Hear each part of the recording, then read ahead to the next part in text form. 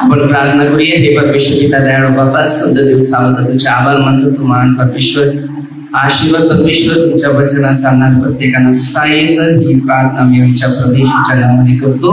आमेन. Hallelujah. आज आपण वचन घेणार आहे. येशू ख्रिस्त पुनरुत्थित झालेला परमेश्वर आहे, म्हणजे मरणावर विजय मिळवणारा, पापावर विजय मिळवणारा. बरेच लोकांनी या काळामध्ये उपवास केले, तर कोणी दुःख सहन केले, तर कोणी उसाच्या वाटेची भक्ती केली, तर कोणीतरी पुनरुत्थित झालेला ख्रिस्त उठलाय हे घोषित केलं. या 40व्या दिवसामध्ये बरेचसे लोकांनी वेगवेगळ्या पद्धतीचा निर्णय घेतले, परंतु आजची आपण एक निर्णय घेणार आहे की आम्ही खरोखर त्या पापावर विजय मिळवलेला आहे का. आणि जो येशू पुनरुत्थित म्हणजे लोक म्हणतात की ईस्टर आहे, परंतु आम्ही पुनरुत्थित नक्की येशू बरोबर उठणार आहेत का.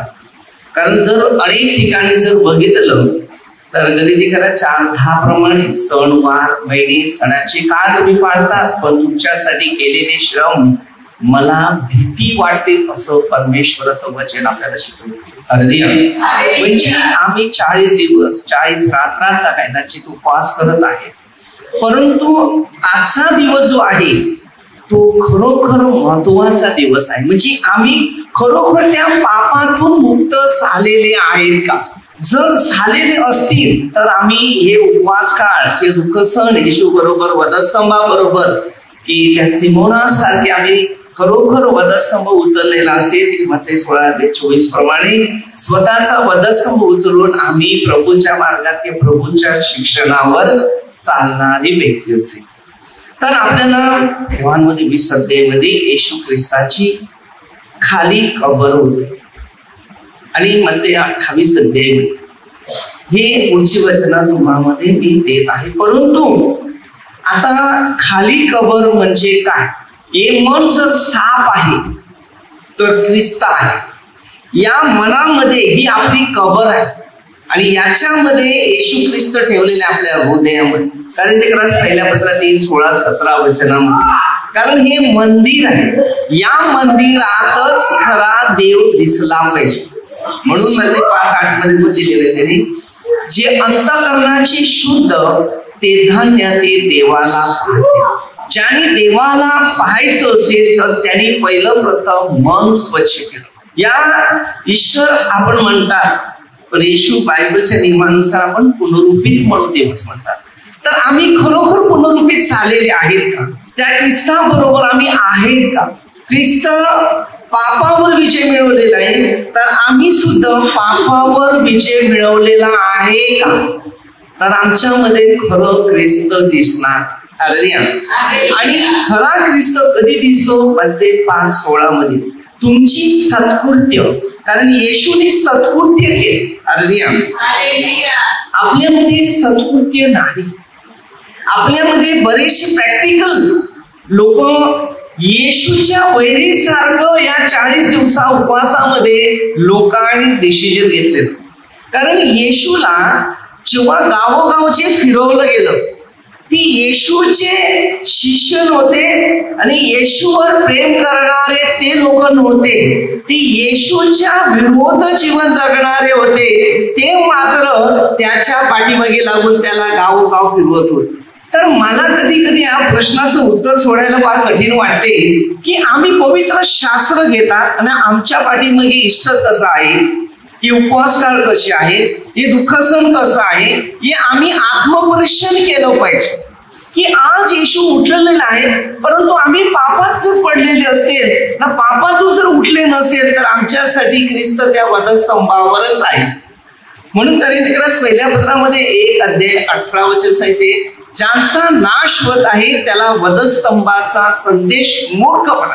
आता जर तुमच्या मनामध्ये एखाद्या व्यक्तीने तुमच्या मनामध्ये काहीतरी एक नफरत उत्पन्न केली, जर ती नफरत तुमच्या मनामध्ये जर बसलेला आहे, तर शैतान तुमच्या घराच्या अंतःकरणामध्ये रुजलेला आहे का. पण जेव्हा तुम्ही त्या सगळ्यांना क्षमा केलेली आहे, सगळ्यावर प्रीती केलेली आहे, योहान 15:12 मध्ये. येशूचं शिक्षण काय होतं? जसं मी तुम्हावर प्रीती केली तशी तुम्ही एकमेकावर प्रीती करा, अशी माझी आज्ञा आहे. मत्ते 6:14-15 दिली. जर तू आपल्या अपराधांना क्षमा केली नाही तर मी तुला क्षमा करणार नाही. मत्तेमध्ये 10:31 आणि 32 तू मनुष्याच्या समोर मला पत्कारलं तर मी तुला पित्यासमोर मी पण तुला पत्कार. म्हणजे देवाचं जे प्रभू येशूचं जे शिक्षण आहे ते ह्या बायबलच्या आधारित प्रमाणे बरेचशा लोकांमध्ये नाहीये. आम्ही या सामाजिक लोक शास्त्र मार साथ दिले नाही. शास्त्र म्हणून शिकवतात, ते शिकवतात माणसाचे नियम. आता माणसाचे नियम काय होते? मूर्ती घ्यायचं ना गावाला फिरवायचं. आणि हे समाजामध्ये बऱ्याचसा ऐतिहासिक आहे. कोण खांद्यावर घेऊन फिरतो, कोण तर गाडीवर घेऊन फिरतो. तर हे येशू ख्रिस्ताची जी आम्ही ऍक्च्युली प्रॅक्टिकल चेष्टा बोलतात त्याला. तुम्ही येशूचा वधस्तंभ खाली करत नाही तर येशूचा वधस्तंभ त्याला देत आहे. सिमोनने खाली करण्याचा प्रयत्न केला, आम्ही खाली करण्याचा प्रयत्न करत नाही तर आम्ही त्याच्या डोक्यावर मुकुट आणि खांद्यावर क्रूस देण्याचा हा मार्ग आपण करत आहे. येशू ख्रिस्त कबरेमध्ये होता, परंतु तो शनिवारच्या दिवसापासून तो पूर्णपणे परमेश्वराच्या नियमानुसार तो आजादी होता. लोकांच्या दृष्टीने मेला, लोकांच्या दृष्टीने कबरेत ठेवला, लोकांच्या दृष्टीने त्याने त्यांची रीतिरिवाज केले. परंतु देवाच्या दृष्टीने त्याने जेव्हा पाप न केलं त्या पापावर सर्व मानवासाठी विजय मिळवणारा तो येशू ख्रिस्त तो पुनरुत्थित होऊन आपल्याला अगोदरच तो गालिलामध्ये दिसला आहे. जेव्हा ते शोधायला आले तेव्हा त्यांनी सांगितलं मी तुमच्या अगोदर गालिलात जाईल. तर त्यांनी मरणाच्या अगोदर एक भविष्यवाणी दिलेली होती. आम्ही सगळं हे पवित्र शास्त्र विसरलेले आहे आणि आम्ही मूर्ती पूजाच्या पाठीमागे एका कोणत्या मानवाच्या नियमाप्रमाणे लागलेले आहे.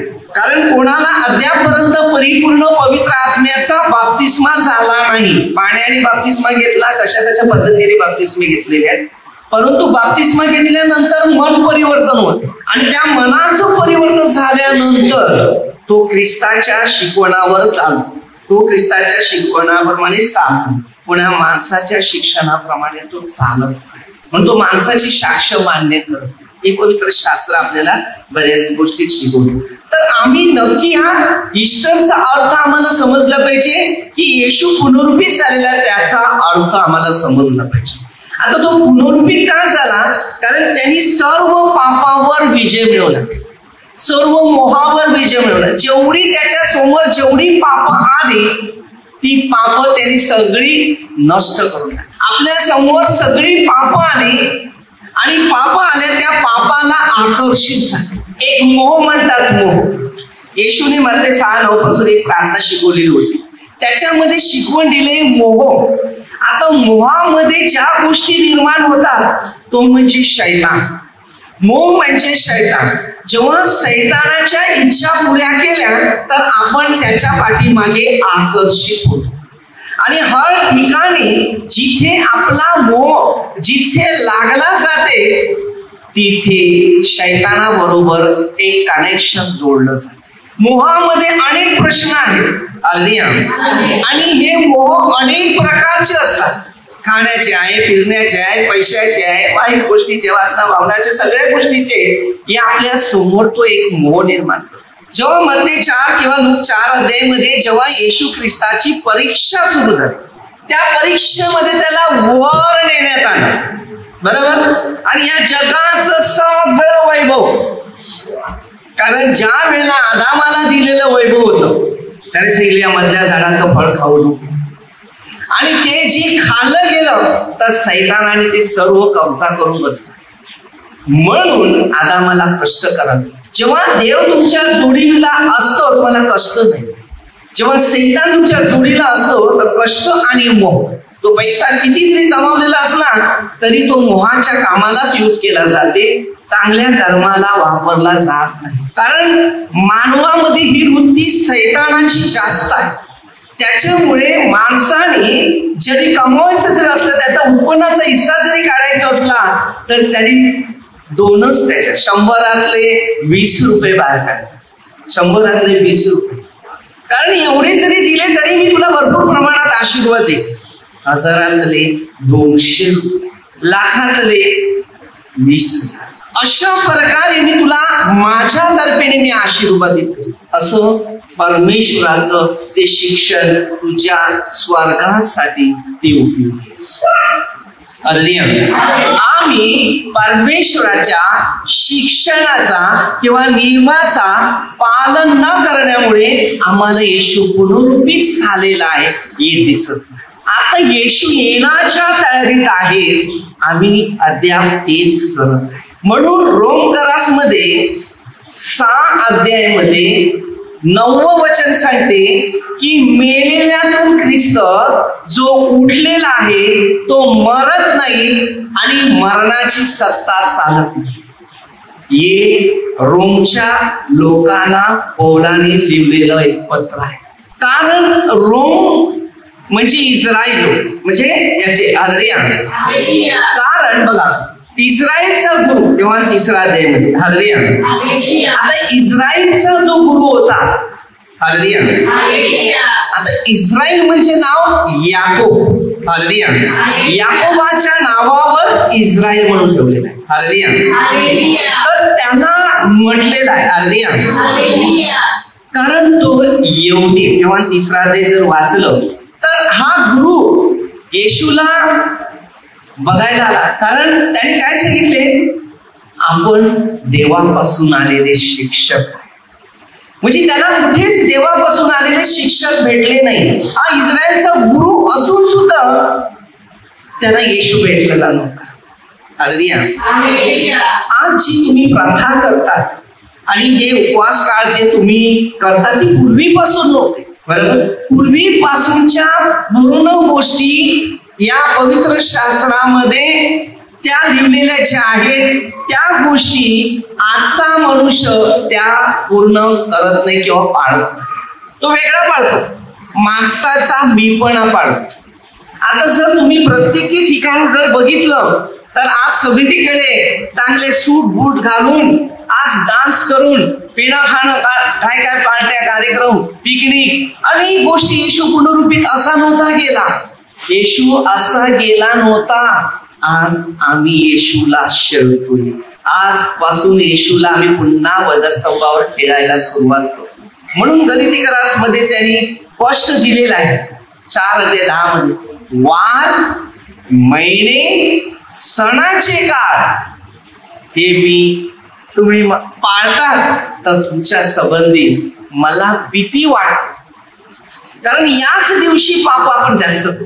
बघा, आजच्या दिवसाचा येशूचा पुनरुत्थित आणि सैतानाचा मजा.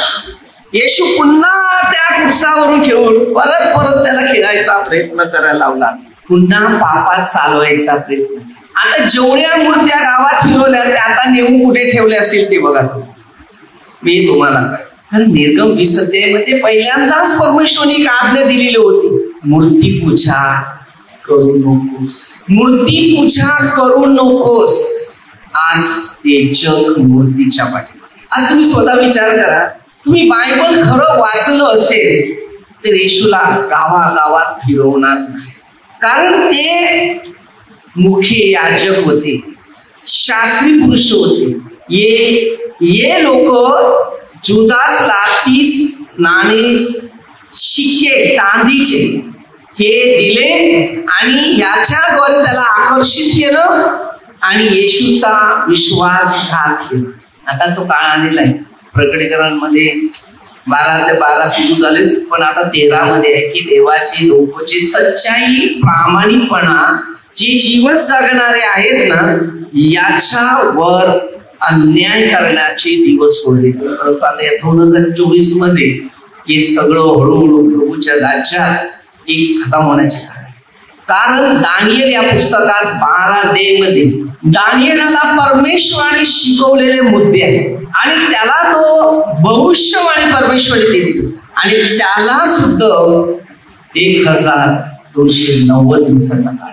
आपल्या प्रत्येकाच्या जीवनामध्ये एक काळ आहे, मी पाप कमी करतो का मी पाप वाढवतो. जेवढं तुम्ही चांगलं करणार तेवढी तुमची निंदा होणार, तुमचा नफरत होणार, तुमचा द्वेष होणार. कारण बघा, मी जेवढं तुम्हाला शिकवणार ते पटणार नाही. कारण 1 तास का 2 तास प्रार्थना घेणाऱ्या लोकांमध्ये एवढं वृत्ती घुसायला फार मुश्किल आहे. कारण हे शास्त्राकडे वळायला फार कठीण जावं. म्हणून प्रभू येशूने जेव्हा या बाप्तिस्मा विषयावर त्याला शिकवलं गेलं, मत्ती 28:19-20 जे तुम्हाला आज्ञा दिल्या, जे नियम दिलेले आहेत त्यांना पाळाव्या शिकवा. काय सांगितलं? जे आज्ञा, जे नियम आणि ज्या विधी ते पाळायला सांगितलं. मग मी युगाच्या अंतापर्यंत सर्व दिवस तुमच्या बरोबर. आणि जेव्हा यांनी खरोखर पाळल्या त्या आज्ञा, तेव्हा पवित्र आत्मा त्या शिष्यावर उतरला. तो म्हणजे पेंटिकॉस्टचा दिवस. आता आजपासून सुरुवात झाली पुनरुत्थित, नंतर उद्यापासून ट्रेनिंग होणार. 50व्या दिवशी पवित्र आत्मा उतरेल. तो पवित्र आत्म्याच्या काळामध्ये कोणता व्यक्ती 50व्या दिवस पर्यंत आता गुफीमध्ये जाऊन बसलेला आहे की आता त्या रूम मध्ये जाऊन एकांत सगळेजण प्रार्थना करणार आहेत. ज्या शिष्यांचे पाय धुतलेले जे लोक आहेत ते जाऊन रूम मध्ये बसून 50वा दिवस पवित्र आत्मा मिळेपर्यंत सगळं खोटं आहे, भ्रष्टाचार आहे. हे सगळं खोटा प्रॅक्टिकल आहे, हे सत्य नाही. आणि ज्याने बायबल वाचलं असेल तर त्याचे पाय जे धुतले असतील ते तो 50वा दिवस पर्यंत एकांत बसून राहील. हे सगळं खोटं शिक्षण आहे. मत्ती 24:24 खोटे ख्रिस्ती, खोटे संदेश. आणि यामध्ये आम्ही अनेक लोक त्याच्यामध्ये गुदगुडत झालेले. हे पवित्र शास्त्र काय ते पहिलं सिद्ध करा. एक बाजूला बायबल उभं करा आणि दुसऱ्या बाजूला ते कार्य उभं करा. मग मी तुम्हाला सांगतो हे सत्य आहे का? तुम्ही सत्य. मग आता ज्यांचे पाय धुतले ते जाऊन बसतील का पवित्र आत्मा मिळवण्यासाठी? आणि या 12 प्रेषितांमधले उचलले जातील का? जो पवित्र आत्म्याचा दिवस तुम्ही सण साजरा करणार आहे तेव्हा ते 12 प्रेषितांमध्ये पवित्र आत्मा उतरलाय का अपवित्र आत्मा उतरलाय? ते पहिल्यांदाच घेऊन बसले असतील. सत्य नाही. माझं शिकवण सत्य जड लागते. मी सत्याला मागे अडणार नाही. मी पापी आहे तरी मी लोकांना जगतो. तुम्ही पवित्र बना. आम्ही पुनरुत्थित होत चाललेले या ख्रिस्ताने दिलेल्या विजयाप्रमाणे. ज्या ख्रिस्ताने मला शिकवलं तर मला तुम्हालाही शिकवायचं. मी पण तुमच्या सारखाच. मी शिकलो सगळं काय पाप, पुण्य, पवित्रता सगळं शिकलो. न शिकल्याशिवाय विद्या आहे. त्याच्यानंतर टप्पे माहिती पडले. हे काय, ते काय, ते काय, असं काय, तसं काय, या सगळ्या ऐतिहासिक बनवलं. पण आता प्रभू जे काही मला शिकवतो आणि जे मला सांगतो ते मी जे तुम्हाला सांगितलं ते पटणार नाही. कारण तुम्ही 99% 1% तुमचा आहे. देवासाठी तुम्ही येतात तर तुमचा काय स्वार्थ आहे त्यासाठी येतात. माझ्या इच्छा पुऱ्या झाल्या पाहिजे. पवित्र आत्मा मिळवण्यासाठी याच्यातला एक पण माणूस नाही आहे. पवित्र आत्मा मिळवण्यासाठी एक आहे. जर असेल तर असं उत्तर देईल. असेल तर तुम्ही असं उत्तर देईल. तुमच्यामध्ये पवित्र आत्मा असला. जर तुमच्यामध्ये पवित्र आत्मा असला तर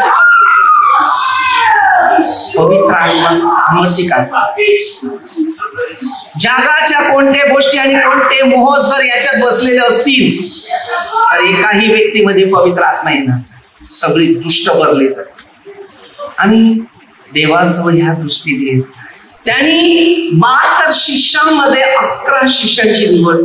त्याच्यामध्ये एक विश्वासघाती 30 नाणे चांदीचे घेण्यासाठी, लालच घेण्यासाठी तो बदलला, बिघडला. अलिशा जवळ गेजी होता. राजे दुसरे 5 अध्याय जर वाचलं नामानांच्या ओढाविषयी तिकडे लिहिले. आणि गेजी त्याचा नोकर होता. सहवासात आले. आता नोकराचं काम काय? मालकाबरोबर राहणं ना. मालक आपण नोकर आहेत. आता मी देवाचा नोकर आहे. आता मी नोकरी करतो देवाची. कोणताही देवाचा सेवा त्याचं काम करते ना तो त्याचा नोकर म्हणून बनतो. नोकर म्हणजे नम्रता म्हणून. त्याचा आज्ञाधारक मनुष्य, विश्वासी बोलतात. आता मी नोकर आहे येशूचा. आणि ही नोकरी मला दिलेली आहे तर मी विश्वासाने त्यांचं काम करावं. इकडे अगोदर पोटात दुखत होतं आणि आता पोटाचा आजार बरा झालाय, त्याने हात पहिला वरती. हालेलुया. आता तुम्ही जीवनामधले जे अनुभव घेऊ शकता की देवाजवळ तुमचं जीवन मजबूत आहे. ज्या वेळेला तुम्ही इकडे आले तुमचे पाय भरपूर दुखत होते आणि आराधनाची प्रार्थना सुरू झाल्यानंतर आता पाय ते दोन्ही दुखायचे बरे झाले, त्यांनी हात वरती. आपल्या प्रत्येकाच्या जीवनामध्ये एक अद्भुत चिन्ह चमत्कार प्रभू येशू सर्व रोग बरे करण्यासाठी आले. स्वच्छ करतो. त्याच्या जवळ आल्यानंतर ना तो पहिला माणसाला एकदम स्वच्छ करतो. पहिली ती पाप आहे. हे रोग म्हणजे आपल्या शरीरात असलेली पाप, आणि ही पाप जेव्हा आम्ही काढतो तेव्हा ती घेऊन सरळ येशू खांद्यावर नेतो. उचलायला कोण येत नाही, फक्त प्रभू येशू ख्रिस्तच येतो ती पाप उचलण्यास. कोणाकडे ताकद नाहीये की ती माझी पाप उचलून मला खालीपणावर मला शांती प्राप्त हो. जो प्रभू येशू एक जीवित आहे आणि हा जीवित प्रभू येशू आपल्या सर्वांना जीवन देण्यासाठी आहे. म्हणून पहिलं प्रथम आहे पुनरुत्थानाचा अर्थ आम्हाला समजला पाहिजे. आज मी ईस्टर म्हणून पाळतो किंवा मी आज येशूला पुनरुत्थित म्हणून पाळत आहे, तर नक्की मी पण पापावर विजय मिळवलेला आहे. जर तुम्ही खरोखर पापावर विजय मिळवलेला असेल तर मी 100% सांगेन की तुम्ही आशीर्वादित ठरलेले आहे. अरे शैतान आपल्या प्रत्येकाच्या पाठीमागे टाकलेला आहे. त्याला शारीरिक गरजेची योजना त्याच्या जवळ आहे आणि तुमच्या शारीरिक गरजेवर तो अवलंबून आहे. आजच्या दिवशी तुम्ही शारीरिक गरजेवर आकर्षित बसलेले आहे, आध्यात्मिक जीवनामध्ये आकर्षित नाही. येशूचे शिष्य, येशू बरोबर असलेल्या स्त्रिया, आज तुम्ही बसलेले प्रार्थनेत आहेत तेच. ती येशूचा शोध करायला आलेले होते. ते काय पार्ट्या करायला गेलेले नव्हते, ते चिकन तंदुरी खायला गेले नव्हते, बरोबर मटण खायला गेले नव्हते, बरी बरी प्यायला बसले नव्हते. जी येशूची विरुद्ध होते तेच करतो. बायबल काय शिकवते बघा. तुम्ही मत्ते 28 अध्याय सुरुवात करा. का त्या मरिया मगदलीना येशूला सकाळी रविवारच्या सकाळच्याच काळामध्ये अर्धी रात्री जातात आपण. रात्री कोण नव्हता बघायला. आपल्या अनेक ठिकाणी आपण बघतो बरेच लोकांच्या प्रार्थना येशू पुनरुत्थित झालाय. पुनरुत्थित सकाळच्या टायमाला झालेला, रात्री नाही. येशू पुनरुत्थित झालाय तर तुमच्यामध्ये उभा राहील आणि तो आशीर्वाद देईल. आणि खोटं शिक्षण घेतो, खरं शिक्षण घेता येत नाही. अरे खोटं शिक्षण हे नरकामध्ये जाणार आहे.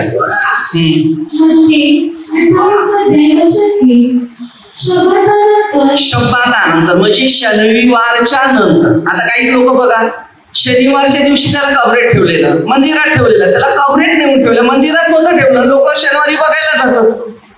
हे कुठलं शिस्त आहे, कुठलं कार्य आहे, तुम्ही कुठली प्रार्थना शिकवता. पुढे बघा तर काय सांगते. आठवड्याचा पहिला दिवस म्हणजे रविवार. हा रविवार हा उजळतात. काय सांगितले? रात्री नाही. लोकांनी रात्री केला इष्ट नाही. उजळताच. मत्ते 24:35 आकाश पृथ्वी नाहीसी होईल पण माझं वचन नाहीसं होणार. म्हणून माणसाचा शास्त्र म्हणून शिकवतात की माणसाच्या नियमात कधी देव नसतो. बघा मगदलिया मरिया, दुसरी मरिया ते कबर पाहायला गेल्या. काय गेल्या? कबर पाहायला गेल्या. सकाळीच, एकदम सकाळी, रविवारचा दिवस उगवला. तेव्हा पहा तिकडे मोठा भूमिकंप झाला. आपल्या इकडे नाही झाला. येशू उठला पण भूमिकंप नाही झाला, फटाके वाजले. एवढं माहिती. प्रभूचा दूत तो स्वर्गातून उतरला. त्यांनी आले, ती दोन एकीकडे लोटली, त्यावर तो बसला. त्याचे रूप विजेसारखे होते. त्याचे वस्त्र बघा बर्फासारखे शुभ्र होते. काय सांगते, त्याच्या भीतीने पारेकरी थरथर कापले. आपले पारेकरी कोण नव्हते तिथे, ते बेल्यासारखे झाले. देवदूत आणि त्या स्त्रियांना म्हटले, तुम्ही भिवू नका.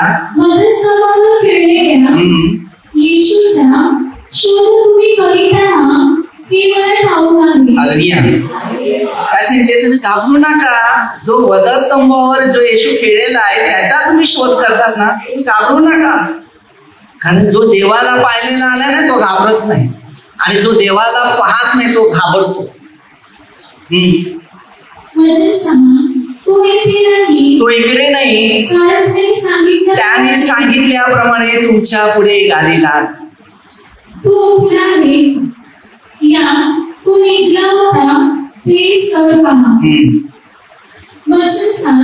आणि लवकर जाऊन त्याच्या शिष्याला सांगा की तो वेळेला उठला आहे.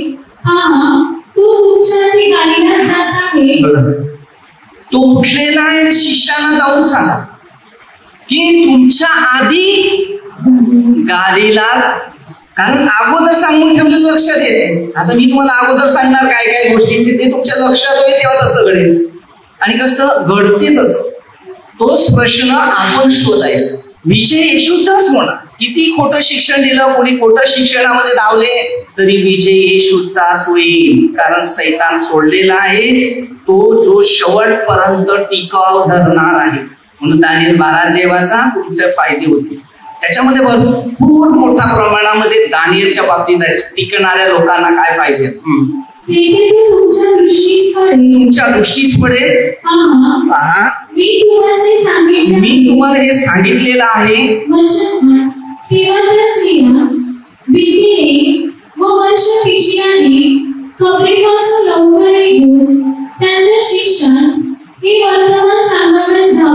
बघा, त्या शिष्याला ते वर्तमान सांगण्यासाठी आपला येशू उठला, आपला येशू उठला. आपल्या स्त्रिया किती लोक गेले, मस्तपैकी बरे बरे कपडे बिपडे टकाटक. त्या उठल्या तिकडे गेल्या, आणि या उठल्या तर तिकडे बघायला गेल्या शिष्याला सांगायला की आपला येशू उठला. आपल्या स्त्रिया तसंच.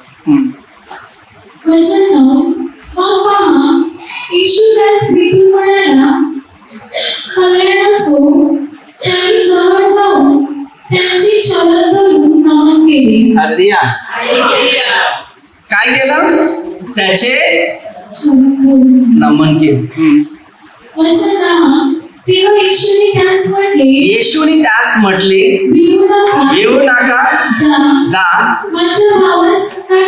माझ्या भावाला सांगा की त्यांनी गालीला जावे, त्यांच्या दृष्टीस भेटेल. म्हणजे जे शिष्य बनवलेले होते ना, वचन ऐकणारे पाळणारे मारतील ते, त्याला सांगितलं त्या भावाला जाऊन सांगा की मी त्यांना तिकडे भेटणार आहे. म्हणजे घाबरणार नाही ना, कारण नंतर कसं बागर मोडताना समुद्रावर चालताना नंतर ते घाबरत गेले. सांगते भूताला हाड मांस नाही, मला हाड मांस यायचाच. येशू जीवित आहे. जो जीवित आत्मा आहे तो पुनरुत्थित आहे, आणि पुनरुत्थित आहे तर सामर्थ्य त्याच्यात. म्हणून हल्लीचे लोकांचा जो खेळ आहे तो वेगळ्या वेगळ्या देशाचा आहे. बायबल स्पष्ट लिहिलेलंच आहे, आणि लिहिल्यानंतर आपल्या सगळ्यांना शिक्षणाची ओळख घ्यायची. म्हणून मत्तेय येशू ख्रिस्ताचा जो अनुभव घ्यायचा असेल तर मत्तेमध्ये 26 अध्याय ते 28 पर्यंत वाचायचं. मार्क 14 अध्याय तर डायरेक्ट 16 पर्यंत वाचायचं. त्याच्यानंतर लूक 22 अध्यायापासून जर सुरुवात केली तर 24 अध्यायापर्यंत, आणि योहान 20 अध्यायापासून सुरुवात केली तर 21 अध्याय. येशूचं पूर्ण पुनरुत्थित वधस्तंभ खेळणं त्याच्यात थोडं थोडं मिळतो जणू. कारण कसं, या लोकांनी जेव्हा एक शुभवर्तमान लिहिलं तर मत्तेने वेगळं लिहिलेलं आहे, मार्कने वेगळं लिहिलेलं आहे. लूक जो होता तो वैद्य होता, कुठला शिष्य होता तर त्यांनी वेगळं लिहिलेलं आहे, आणि योहान येशूचा शिष्य. तर योहानाने ते लिहिलेलं आहे तेवढं. म्हणून त्या 4 मध्ये थोडं फरक दिसते. तर ते तुम्ही समजून घ्यायचं आहे की त्याच्यात परमेश्वराचा एकच मुद्दा आहे, तो प्रत्येकाने वेगवेगळ्या गोष्टींचा अनुभव. आता मी काय बोललं ते एकाला ऐकायला चांगलं आलं, ते एकाला ऐकायला चांगलं नाही आलं, तर त्याने जे ऐकलं ते लिहिलं, याने ऐकलं ते लिहिलं. तिथे जे पवित्र आत्मा आपल्या कृतीप्रमाणे म्हणते महाराज, आपल्या कर्माप्रमाणे आपल्याला फळ देऊ आणि त्या फळाप्रमाणे आपल्या प्रत्येकामध्ये तो पवित्र आत्म्याचा अनुभव आपल्याला शिकायला मिळतो. म्हणून ही जी पुनरुत्थित आहे ते सगळ्यात महत्वाचे आहे की तुम्ही रोज झोपतात आणि सकाळी उठतात तेव्हा तो खरा पुनरुत्थित दिवस तुमचा नवीन होतो. समजलं? योहान 3:3 मध्ये इस्रायलच्या गुरुला काय सांगितलं की तू पापापासून जर दूर होत असेल तर तुझा नवीन जन्म आहे. तर आपल्याला सगळ्यांना एकच मुद्द्यावर शिक्षण घ्यायचं आहे की आपली जी पाप आहे, रोमकरा 7:23, पापाचं वेतन मरण आहे आणि प्रभू येशू ख्रिस्ताची कृपा जीवन व शांती. मग आता हे जे पाप आहे ना, आपल्यातलं पाप जर बाहेर काढलेलं आहे ना, आपल्यामध्ये पापच नाही, आपण एकदम स्वच्छ क्लिअर झालेलं आहे, तर येशू पुनरुत्थित आपल्यामध्ये आहे, म्हणजे उठलेला. मग ते ख्रिस्ताचेच आचार विचार असेल ना, आपल्यामध्ये शैतानी विचार जर आहे, म्हणजे सैतान बसलेला आहे आपल्यामध्ये, तर पाप आपल्यामध्ये अनेक प्रकारचे विचाराचे, शरीराचे, आत्म्याचे अनेक प्रकारची ती पाप आपल्या पाठीमागे येत. आणि ही पाप आजच्या काळामध्ये मोबाईलमध्ये जास्त होत.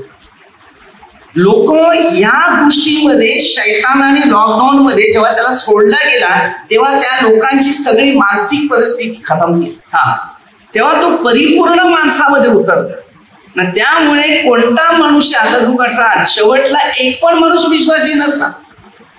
शेवटला मूर्ती पूजाकडे वळणार, मूर्तीला वंदन करणार आणि सगळे घाणेटे फोडेने भरला. प्रकटीकरणामध्ये 16 जर वाचलं. कारण जो शेवटला टिकणार आहे, जो ख्रिस्ताच्या शिक्षणात, वचनात, नियमात चाललेला आहे, तोच जिंकणार. म्हणून तो शेवटला प्रभू आपल्या दूतांना घेऊन येईल आणि त्याला आपल्या प्रत्येकाला त्याच्या ठिकाणी नेण्याची जबाबदारी. योहान 14:2 मध्ये त्यांचं मी तुम्हासाठी म्हणजे कोणचे? ख्रिस्ताच्या इच्छेनुसार, दुःखानुसार, नियमानुसार जे जीवन जगलेले आहे ते पुनरुत्थित त्यांना प्रभू. तेसलोनिकस पहिल्या पत्रामध्ये 4:15 पासून प्रकटीकरणात, याच्यामध्ये दानियल मध्ये 12 तिथून सुरुवात केली, तर तिथे पण ख्रिस्तामध्ये जे गेले त्यांना पहिला परमेश्वर उठवले. तर हे आपल्या सगळ्यांना शिकायचं आहे की आम्ही ख्रिस्ताबरोबर राहिल्यावर सार्वकालिक जीवन राहते, या शरीराबरोबर राहिल्यानंतर ते अधोलोकाचं जीवन त्यांना. तर आपल्याला शिकायचं आहे मी पुनरुत्थित आहे का येशू बरोबर, का मी पुनरुत्थित नाही. हा ईस्टर माझ्यासाठी कोणत्या प्रकारच्या दृष्टीने आहे? पापावर मी विजय मिळवण्यासाठी ईस्टर करतो का मी पापात परत जाण्यासाठी मी ईस्टर तयार करतो? हा पुनरुत्थित दिवस मी कोणता साजरा करतो हे मला स्वतःला त्याच्यावर निर्णय घ्यायचा आहे. जर आपल्याला चांगल्या गोष्टीमध्ये प्रभूच्या आज्ञा आणि प्रभूच्या शिस्ताप्रमाणे चाललं तर आपल्याला सार्वकालिक जीवन मिळेल. जर प्रभूच्या नियमाप्रमाणे नाही तर आम्ही नरकाच्या अग्नीचा. गलातियरास 5:17 पासून त्यांच्यात दिलेला आहे. रोमकरा 7:7 पासून पुढे पण दिलेले आहे. बऱ्याचशा गोष्टी आपल्याला शिकायचं आहे आणि त्याच्यामधूनच आपल्याला परमेश्वराची ओळख करायची. तेवढा वेळ नाही तर आपण एक छोटीशी प्रार्थना करूया. परमेश्वर दयाळू बाबा, तुझं पुनरुत्थित जीवन आमच्या सर्वांवर येऊ दे आणि हा बायबलच्या वचनानुसार हा मार्ग आमच्या सर्वांना भेटू दे. सर्व मंदिरो कामगार सर्व पुरुष सर्व प्रभूच्या वचनानुसार चालणाऱ्या प्रत्येकांना आशीर्वाद, प्रत्येक देवाची सेवा करणारे कार्य करणाऱ्या प्रत्येकाचा प्रभू तुझ्या मार्गानुसार त्यांच्यावर तू आशीर्वादित कर. प्रत्येकाला सहाय्य कर. प्रभूचे कार्य करण्यासाठी शक्ती दे. ही प्रार्थना प्रभू येशूच्या नावाने करतो. आमेन.